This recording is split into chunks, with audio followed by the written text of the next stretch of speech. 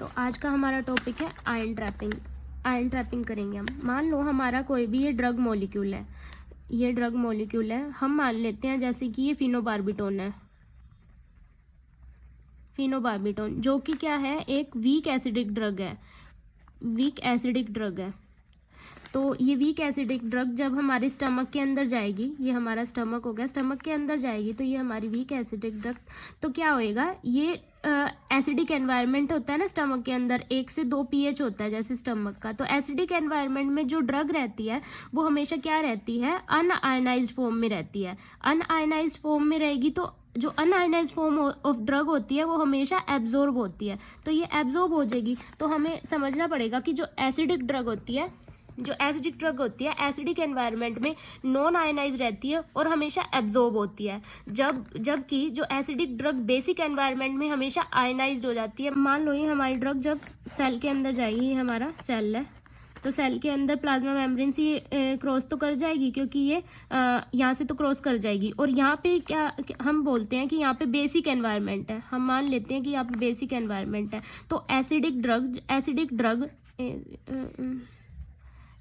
Drug basic environment के अंदर क्या हो जाती है, आयनाइज हो जाती है। आयनाइज हो जाती तो हमारी ड्रग आयनाइज होगी, बट ये ड्रग अब जो आयनाइज होगी वो दोबारा इस सेल मेम्ब्रेन को क्रॉस नहीं कर सकती, इस प्लाज्मा मेम्ब्रेन को। सो जो हमारे ड्रग के मॉलिक्यूल्स है वो यहीं पे ट्रैप आओगे, और इसी को हम कहते हैं आयन ट्रैपिंग।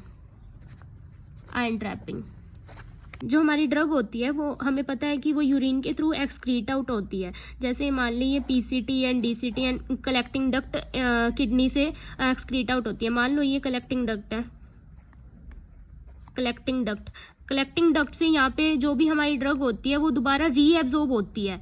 तो जितना ज़्यादा रीएब्जॉर्ब होगी उतना ज़्यादा क्या आएगा, उसका एक्शन आएगा। और कभी कभी जो ड्रग होती है वो टॉक्सिक इफेक्ट प्रोड्यूस कर देती है ज़्यादा एक्शन की वजह से, तो इसकी टॉक्सिसिटी होगी, मतलब पॉइजनिंग होगी। तो इस पॉइजनिंग को ठीक करने के लिए हम क्या कहते हैं, मान लो हमारी जो ड्रग थी वो दोबारा हम फिनोबार्बिटोन ही ले लेते हैं, फिनोबार्बिटोन ले ली, जैसे हमने बार्बिटोन ड्रग ले ली, तो ये हमें पता है कि वीक एसिडिक ड्रग है, वीक एसिडिक ड्रग है।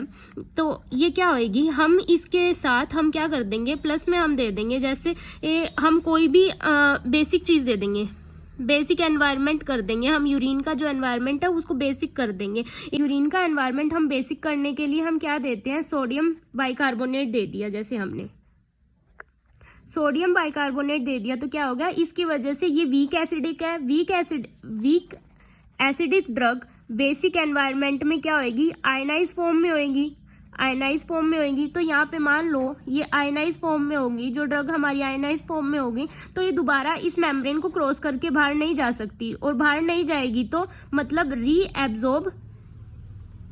रीएब्जॉर्ब नहीं होएगी, रीएब्जॉर्ब नहीं होएगी तो एक्शन नहीं आएगा, एक्शन नहीं आएगा तो पॉइजनिंग नहीं होएगी। ओके, ठीक है। तो इस तरह हम आयन ट्रैपिंग को यूज करते हैं यूरिन के अंदर, कभी जब हमारी ड्रग की पॉइजनिंग हो जाती है, किसी भी एल्कलाइन ड्रग की या फिर एसिडिक ड्रग की पॉइजनिंग हो जाती है। जैसे कि हमें पता है कि एस्पिरिन या फिर कोई भी नसेड्स की वजह से, non steroidal anti inflammatory drugs की वजह से हमें क्या हो जाता है, पेप्टिक अल्सर हो जाते हैं। वो पेप्टिक अल्सर का कोज क्या होता है, वो भी आयन ट्रैपिंग की वजह से ही पेप्टिक अल्सर होते हैं। ओके।